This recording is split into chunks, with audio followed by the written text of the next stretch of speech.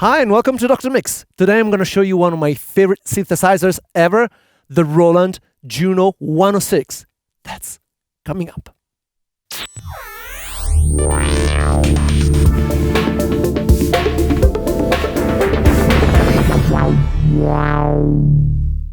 The Roland Juno 106 is one of the simpler Roland synthesizers from the 80s. It was introduced first in 1984, and its success is partially due to its simplicity. Its incredible sound has been heard on countless hits from Frankie Goes to Hollywood, Black Eyed Peas, Franz, Ferdinand, you name it. The Juno 106 has 6 voices and only 2 waveforms, but 2 very good waveforms. So before I dive into it, if you haven't already, please do subscribe to our channel and hit that bell button.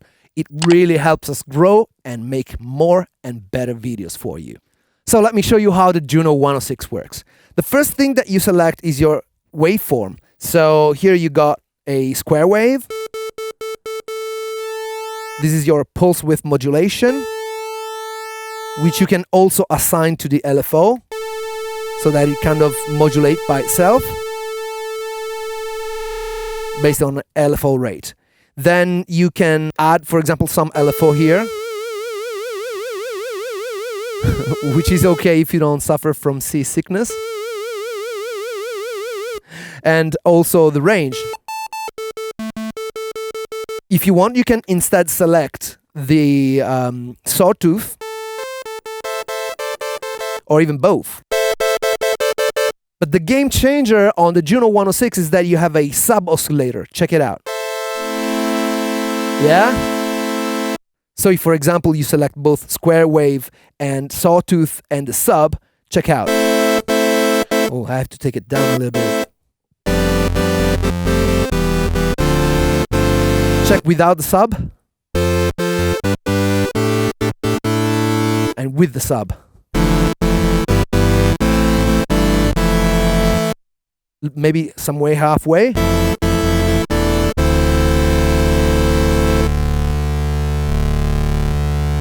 You see what I mean?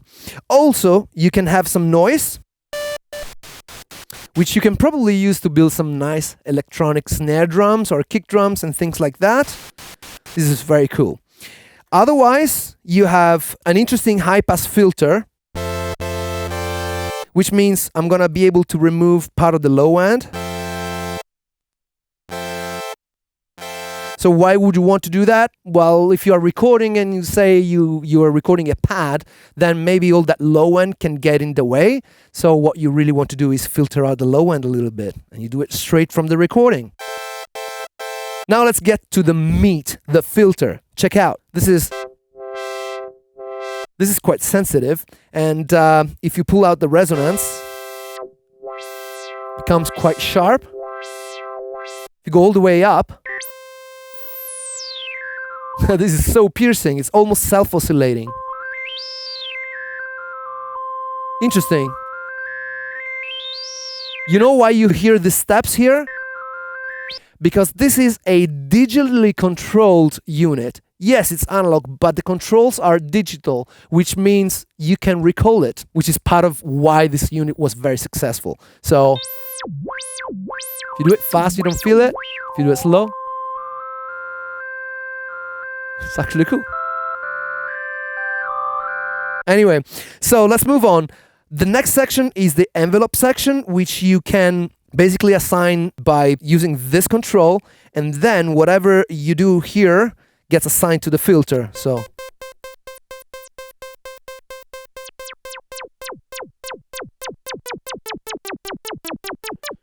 you can also reverse it.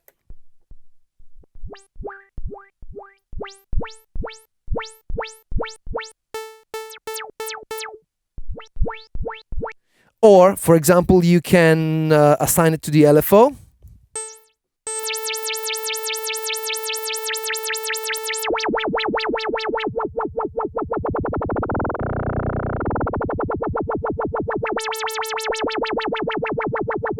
And then, lastly, you have your normal use for the envelope, which is for the amplifier, as VCA.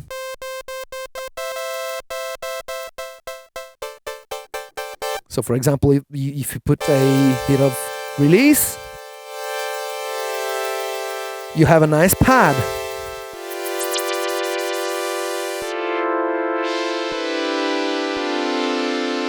If you want to make it really wide, use the chorus.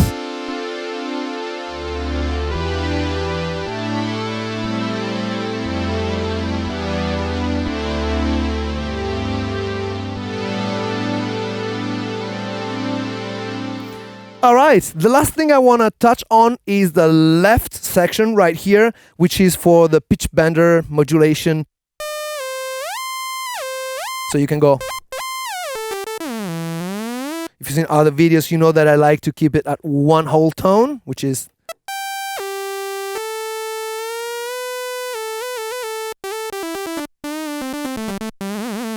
But also you can assign the VCF to this. Let me show you.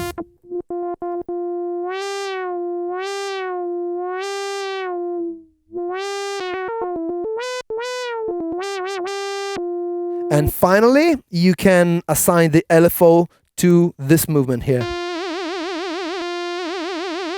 See? And the rate is decided by the LFO.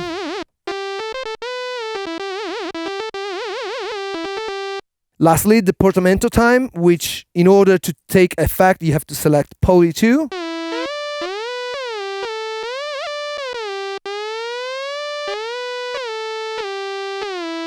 So the Juno 106 sounds pretty cool, doesn't it? So if you like this video, please share it, and I will see you next time.